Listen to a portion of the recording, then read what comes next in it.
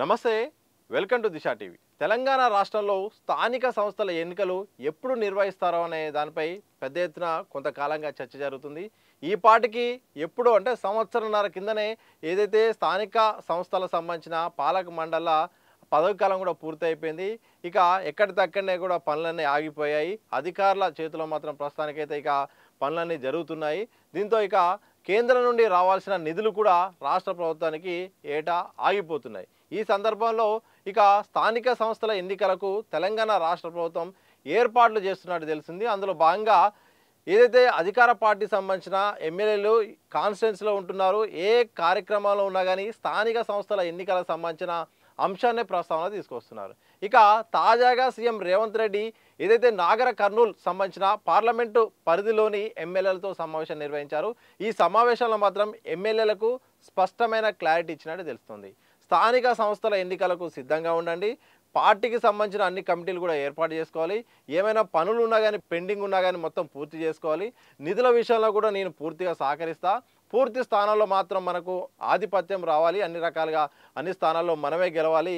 ఇక జూలైలో మాత్రం ఇక స్థానిక సంస్థల ఎన్నికలు ఉండే అవకాశం ఉన్నట్టు ఎమ్మెల్యేలకు చెప్పినట్టు తెలిసింది. మరోవైపు మధ్యకాలంలో ఇటు ప్రతిపక్షాలు కూడా ఇక ఎన్నికలు ఉండబోతున్నాయి అన్నట్టు కూడా ఏ సమావేశాన్ని పాల్గొన్నా మాత్రం వాళ్ళు కూడా సిద్ధంగా తగు ఏర్పాటు కూడా చేసుకుంటున్నారు. వాస్తవానికి ఎప్పుడో అంటే సంవత్సరాల క్రితమే పాలక మండల పదవులు అయిపోయినాయి, అసలు అభివృద్ధి కూడా కుంటుపడిపోయింది. ఇక అధికారులే తాత్కాలిక వాళ్ళకున్న పవర్స్తో మాత్రమే ఈ యొక్క స్థానిక సంస్థల ఎన్నికలైన మండలంలో మాత్రం వాళ్ళ పనితీరు నడుస్తూ ఉంది. ఇక కేంద్రం నుండి రావాల్సిన గ్రాంట్లు కూడా ఆగిపోయాయి. ఏటా 1500 కోట్ల వరకు రావాల్సిన గ్రాంట్లు కూడా ఆగిపోయాయి. దీంతో ఇటు అభివృద్ధి సంబంధించిన విషయాల్లో మాత్రం ఇటు నిధులలేమి, ఇటు పాలక మండలి లేక కూడా అన్ని పనులన్నీ కూడా ఆగిపోయాయి. దీంతో ఇక ఎన్నికలు అనేది అనివార్యం అయిపోయింది.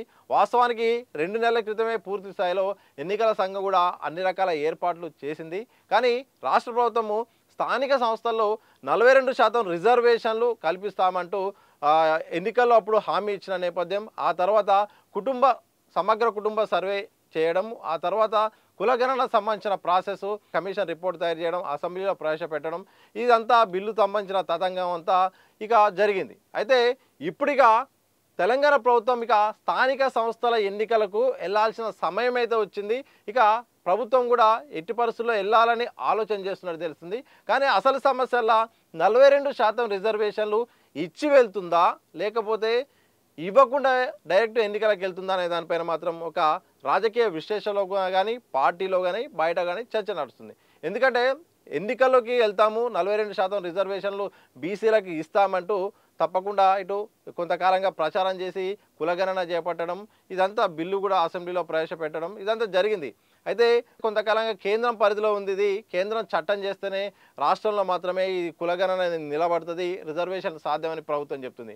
అంటే మరి కేంద్రము చేస్తే రిజర్వేషన్లు వస్తాయి, లేకపోతే కేంద్రము చేయలేదు కాబట్టి మేము పార్టీ పరంగా మేమైతే మాత్రం రిజర్వేషన్లు ఇచ్చి వెళ్తామని కూడా ఒక సందర్భం 2-3 సందర్భాల్లో చెప్పినట్టు తెలిసింది. అంటే ఒకవేళ కేంద్రము ఒప్పుకోకపోతే అంటే కేంద్రంపై అయితే నెట్టి కేంద్రము చేస్తే రిజర్వేషన్లు ఇస్తాం, చేయకపోతే కేంద్రము చేయలేదు కానీ ఎన్నికలు తప్పదు కదా, ఎన్నికలు అయితే పెడుతున్నాము, ఇచ్చిన మాట ప్రకారం అయితే మాత్రం మేము చట్టం ప్రకారం మాకు అవకాశం లేకపోతే పార్టీ ప్రకారం అయితే మేము 42% స్థానిక సంస్థల్లో బీసీలకైతే మాత్రం రిజర్వేషన్లు ఇస్తాము, అన్ని పార్టీలు కూడా సహకరించాలి, వాళ్ళు కూడా అలాగే ఇవ్వాలని ఒక డిమాండ్ అయితే పెట్టే అవకాశం ఉన్నట్టయితే తెలుస్తుంది. మరి ఇది ఎంతవరకు సాధ్యాలు ఉన్నాయి, మరి ఇట్లా ముందుకు వెళ్తుందా లేకపోతే చట్ట రూపమైన దాల్చి వెళ్తుందా, ఒకవేళ జీవో కూడా విడుదల చేసి ఎన్నికలకు వెళ్తుందా, మరి జీవోకు విడుదలైతే చట్టపరంగా వచ్చే సమస్యలకు న్యాయపరంగా వచ్చే సమస్యలకు ఎట్లా ముందు అడిగేస్తుందో తెలియాల్సిన అవసరం ఉంది.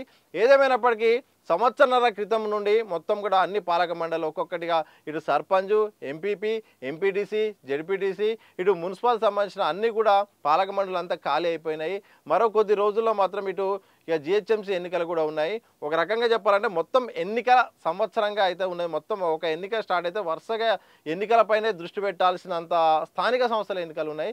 చూడాలి మరి సీఎం రేవంత్ రెడ్డి ఒకవైపు ఎమ్మెల్యేలకు సూచించినట్టు తెలుస్తుంది, మరోవైపు ఈ అధికార పార్టీ సంబంధించిన మంత్రులు, ఎమ్మెల్యేలు, ఎమ్మెల్సీలు ఏ సమావేశం పాల్గొన్నా ప్రజల్లో మాత్రం ఒక అంశాన్ని అయితే తీసుకొస్తున్నారు. స్థానిక ఎన్నికల్లో సత్తా చాటాలనే ఒక స్టేట్మెంట్ మాత్రం రిలీజ్ చేస్తున్నారు. అంటే మరికొద్ది రోజుల్లో ఇక స్థానిక ఎన్నికలకు సంబంధించిన షెడ్యూల్ ఉండబోతుంది.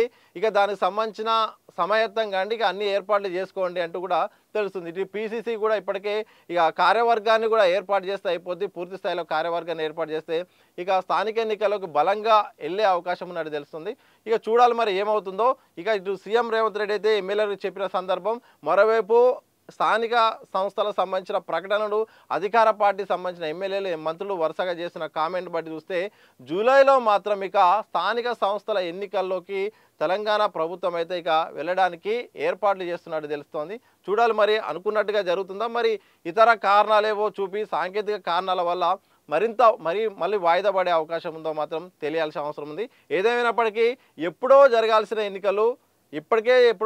ఎన్నికలు కొన్ని కారణాల వల్ల, అలాగే కులగణన నేపథ్యం వల్ల ఆలస్యమైంది. ఈ ఆలస్యం మరి జూలై వరకు అవుతుందా, ఆ తర్వాత మరి పెరుగుతుందో మాత్రం తెలియాల్సిన అవసరం అయితే ఉంది.